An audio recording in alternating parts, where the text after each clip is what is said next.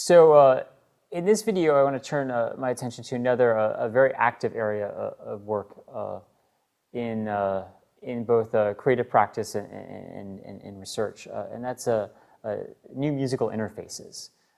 And so we're going to look at some motivations for creating new interfaces and some extreme challenges to doing so successfully. And we're going to look at several examples. This field is so diverse that I really feel it's necessary to include 3 or 4 different examples to give you a sense of the diversity of things that people are working on right now. I want to say I debated for a while before I created this lecture whether I should use the word interfaces or I should use the word instruments. This is actually a topic of some debate in the field as well, academically. People go back and forth on where is the dividing line between what is an instrument and what is an interface. I don't want to spend a whole video kind of delving into the philosophy of that. So I'm just going to use the term interfaces here, but some of these could certainly be considered musical instruments in and of themselves. So we've actually looked at a couple of new musical interfaces already. Again, if we go all the way back to Module 3 when we were talking about MIDI devices, we looked at a couple of novel MIDI controllers. We looked at Futureman's drumitar, Zen drum drumitar instrument where it looked like a guitar but had all these buttons on it he was using to trigger a drum machine. And we looked at the Buchla Lightning where we had these wands that you could wave in the air and there was an infrared sensor and it was sending MIDI data based on that. So those are both great examples of new musical interfaces. I just want to look at this a little bit more formally here in this video now.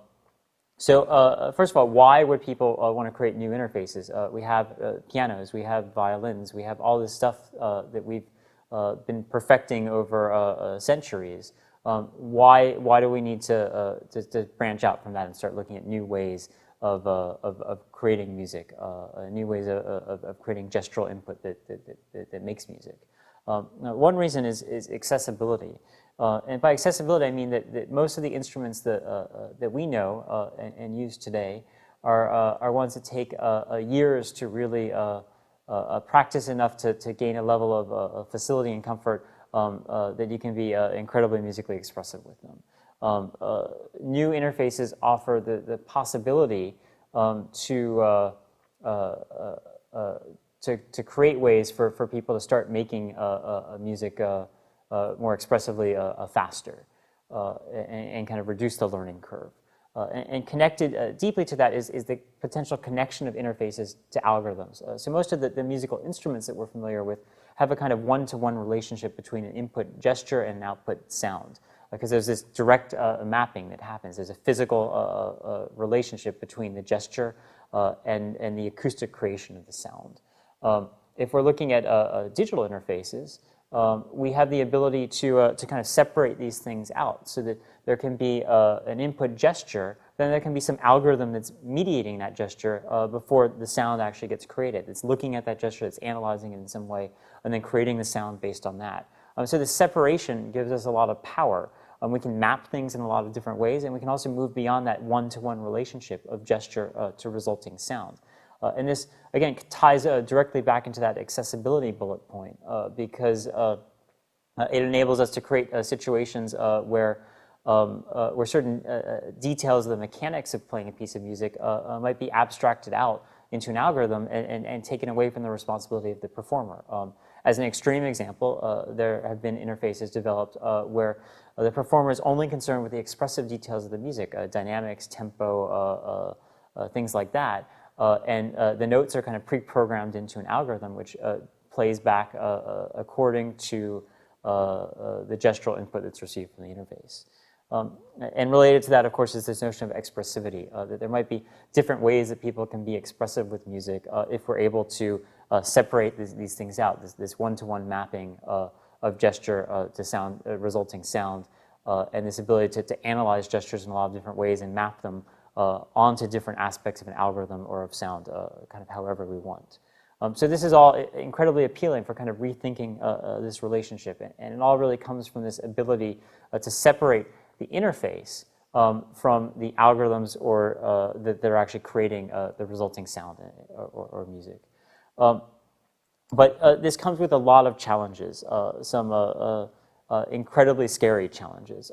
One of them is if we do want to create something that's more accessible, we also want it to be deep and kind of engage people over sustained periods of time. And so we want it to have a low floor. That means like you can immediately walk up to an interface and start making some music with it. But you want it to have a high ceiling as well, so that it doesn't get boring after 5 minutes and you've kind of mastered everything there is to do with it. We don't want the interaction to become trivial. But the more you practice and the more you work with a particular interface, you want to be able to develop increasing levels of virtuosity with it, and to be able to create more sophisticated and expressive music as a result. So addressing both of these ends at the same time is very difficult. This low barrier of entry, but this incredible potential as you dig in deeper and deeper and deeper to the interface. So like I said, virtuosity is connected to that. If it does not have a high ceiling, it's very difficult to develop a practice of virtuosity related to performing with an interface. And also connected to this question of virtuosity is how do we express that virtuosity to people that might be watching us perform on the interface? We have a fairly strong understanding of how, of the connection between gesture and sound in most traditional instruments like pianos and violins and so on and so forth. But if we see a completely novel new instrument like a Buchla Lightning or something like that, how do we know that it's being performed virtuosically? How do we know what that really even means? There has to be some way to communicate what these gestures are doing to the audience, which ties into this next point, this transparency to the interaction, this notion that we have to be able to understand a connection between these input gestures and the resulting sound that's coming out. Even though we have this ability to kind of arbitrarily remap and kind of rethink all these connections through algorithms, that doesn't mean that any new mapping or algorithm is necessarily appropriate to use. Because they may not be transparent for people watching, and in an extreme, they might not even be transparent for the person using the interface to understand. They might make a gesture and not even understand how they're controlling the music that's coming out. So this element is very important as well. Longevity is another big challenge with new musical interfaces because we're designing things mostly digitally these days as a combination of software and hardware, where we have the constant ability to kind of extend and modify what we're doing. We can always change our algorithms. We can always add a new sensor or something to whatever the hardware component of the interface might be.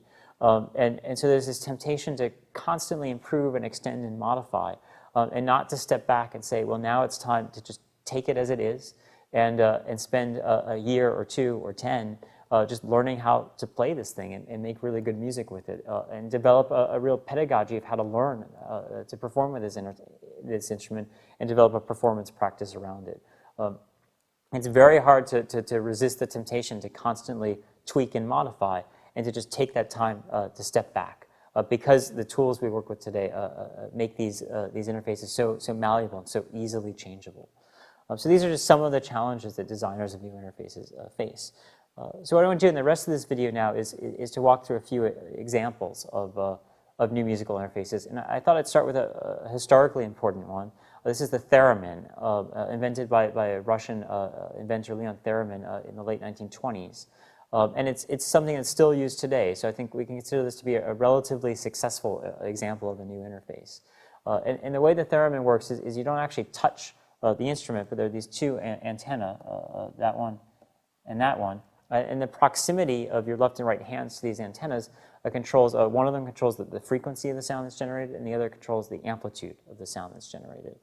So this is visually a very dramatic thing to understand as you see someone literally just waving their hands in space, and the music is coming out as a result. It's also incredibly difficult to learn how to play because you don't have any tactile feedback on what you're doing. You're just moving your hands through air. So to play this really well, to play it really virtuosically, you need to develop a very strong understanding of where your fingers need to go in space to create all the different pitches that you want. Otherwise, you're just going to end up moving your hand back and forth a bunch of times and getting lots of glissandi, where the pitches sliding up and down, which sounds nice for a minute, but is kind of limited in what you can do musically with it. So I want to share with you a video by one of the great virtuosic performers on theremin, Clara Rockmore. she's playing a classical piece of music here accompanied by piano, and it kind of shows how this performance practice has evolved over time, and how she developed this to be able to play, in this case, very traditional music on this very unusual interface. The theremin's also been very important historically because it creates these kind of otherworldly sounds. So you'll often hear theremins on the soundtracks to science fiction movies, including some very famous ones from the 50s and 60s. So the other three examples I want to share with you today were all taken from the Guthman Musical Instrument Competition, which is an annual competition we hold here at Georgia Tech, where people come from all around the world to compete for cash prizes for the best musical instruments, and to share their work before a panel of celebrity judges from the field. And so these three are some winners from past years of the competition that I wanted to share with you. The first one, Xth Sense, by Marco Donnarumma, is a series of sensors that he puts on his arms and his legs, and they have special microphones inside of them that actually capture as sound, or at least as waveforms, his muscle movements and the flow of blood through his limbs. And then this goes into software that he developed that analyzes these waveforms, kind of using MIR-style techniques to learn about the gestures that he's actually making as he's moving around. And uses that to process those waveforms in different ways to create the sound that comes out in performance. He's actually open sourced his hardware design, all of his software, so there's a community of people that have made these and use them in performance. And in performance, it's a very kind of unusual thing to see, because he's not actually touching anything to make the gestures, kind of like the theremin. In this case, it's through his muscle movements and the movements of his limbs that all of these sounds are being created and processed and performed. So I have a short video of a performance that Marco gave with the system. The next example I wanted to look at is by Jaime Oliver, and it's called Silent Drum. And I think what's really interesting about Silent Drum is how it takes a very traditional instrument and twists it around to completely transform how we approach playing it and how we make sound with it. So he takes a normal drum and he takes the drum head off and he puts a kind of flexible elastic surface on the top of it. So you can actually push on that surface now. You won't get a sound if you just tap it or play it with a drumstick, but you can push it in and you can kind of push it down to create different shapes kind of underneath the drum.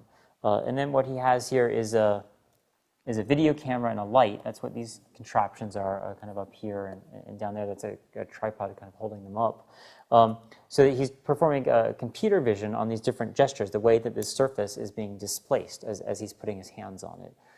And it's the results of that computer vision algorithm, that analysis, that is actually generating the sound for a performance.